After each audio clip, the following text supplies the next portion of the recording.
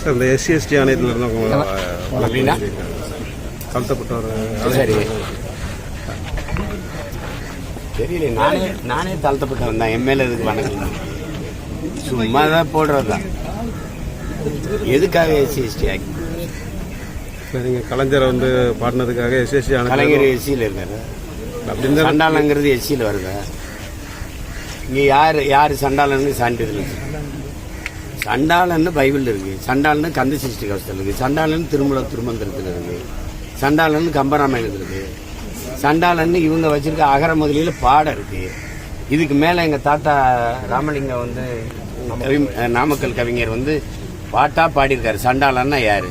தாயை பழித்தவன், தந்தையை நிந்தித்தவன், இவனெல்லாம் சண்டாளன். சண்டாளன் வந்து நீ ஊராஞ்சத்தை திருடுறியா, நீ சண்டாளன்.